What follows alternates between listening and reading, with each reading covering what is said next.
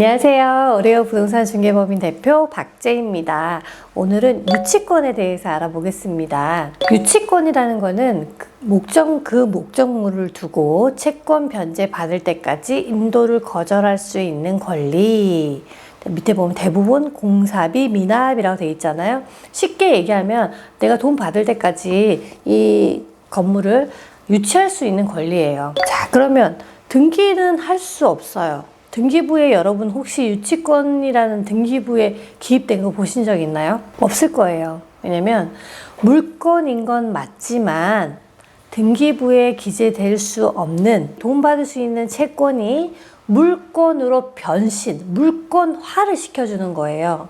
그렇기 때문에 이게 물건은 맞지만 원래는 채권이에요.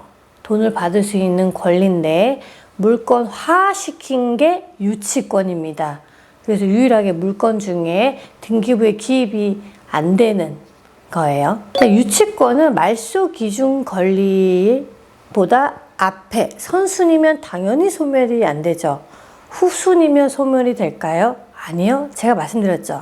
등기부에 기입이 되지 않기 때문에 유치권은 소멸이 되는 게 아니에요. 그냥 이 유치권은 그 유치하고 있는 사람과 낙찰받는 사람이 잘 조율해서 유치권 없이 돈을 주고 그냥 없어지던지 안 그러면 이 공사 비용을 못 받은 사람이 계속 유치를 하고 있고 소유자는 내가 샀지만 경매를 낙찰 받았지만 사용을 할 수 없는 상황이 나오는 거예요. 일명 말하면 소멸이 되는 게 아니고 합의를 보고 계속 공사를 진행하느냐 합의를 보고 돈을 주고 내가 유치했던 내 물건을 찾느냐 이 차이인 겁니다. 근데 가장 중요한 건 유치권이 성립하는 조건이에요. 이 조건 안에 들어가야만 인정이 된다라는 겁니다. 근데 그 조건이 네 가지가 있어요. 첫 번째는 반드시 그 목적물에 해서 발생한 거예요. 기본적으로 어떻게 생각하시냐면 건물을 지을 때 공사 비용이라고 생각하시면 돼요. 그 공사 비용이 그 건물을 짓는 데 쓴 비용이잖아요. 그랬을 때 가능한 거고, 두 번째는 계속 점유를 해야 돼요. 예를 들면 내가 직접 거기에 점유를 해도 되는 거고, 간접 점유로 열쇠를 잠궈 놓고 큰 현수막에다가 여기는 유치권 중 이렇게 뭐 되어 있죠. 큰 현수막 본 적이 있으실 거예요. 그건 간접 점유인 거예요. 내가 직접 살고 있지는 않지만. 그래서 그 계속 점유를 하고 있어야 되고, 세 번째가 날짜가 채권 변제 날짜가 지나야 돼요. 내가 내년에 줄 거야. 근데 지금 안 준다고 해서 지금 유치권을 내가 해봤자 소용이 없다라는 거예요. 그 기간이 지나야 되는 겁니다. 그리고 네 번째가 당사자 간에 계약서에 유치권 배제 특약이 없어야 됩니다. 그래서 계약할 때 어떻게 보면은 공사하는 사람들은 저 배제 특약이 있으면 안 되겠죠. 나중에 돈을 못 받으니까 유치권 성립을 본인이 스스로 포기한 거니까. 이 네 가지 성립 조건이 돼야만 유치권이 되는 겁니다. 그래서 낙찰자한테 나는 이거 돈 받을 때까지 유치할 수 있는 권리가 있어 라고 주장을 할 수 있는 거예요. 이 성립 조건이 안 되면 소용이 없다라는 거예요.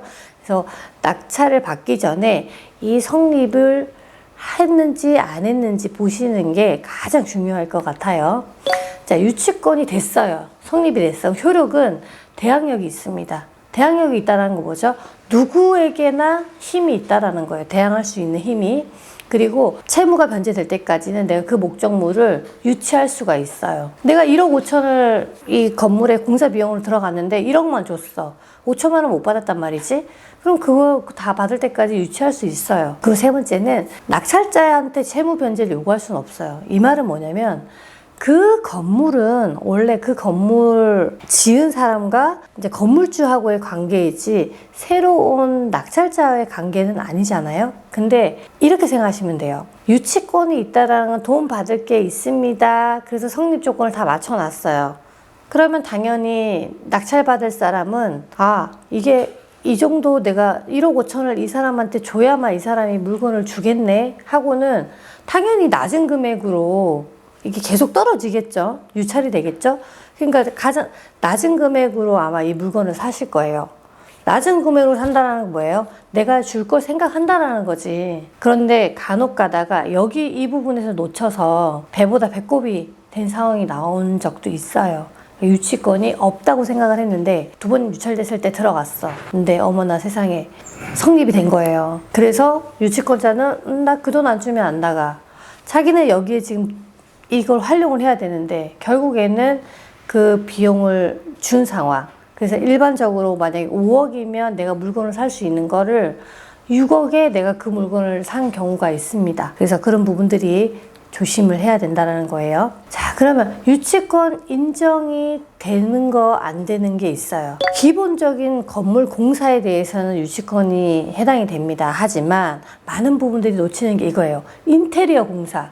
인테리어 공사는 당연히 들어가야 될 비용이 아니죠. 내가 나 좋으라고 내가 원해서 하는 거기 때문에 인테리어 공사 비용으로 거의 8, 90%가 유치권을 주장을 합니다. 안 됩니다. 그래서 그 부분이 정확하게 본인들이 알고 가셔야 될 것 같아요. 자, 유치권을 여러분한테 이렇게 안내해 드리면서 이게 빨간 글씨로 유치권이라는 거 모르겠어. 할까 말까? 근데 대부분 90%는 유치권 성립이 안 된다라는 기본 팁을 드릴게요. 100%는 아니에요. 자, 오늘도 좋은 글귀 말씀드리겠습니다.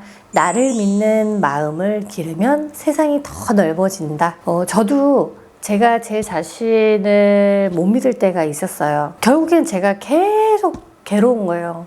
근데 제가 제 자신을 믿으니까 정말 이 보이는 눈이 더 커지는 것 같아요. 내가 내 자신을 믿지 않는데 남이 나를 믿어주지 않습니다. 나를 사랑하는 마음을 먼저 가지세요. 또 뵙겠습니다.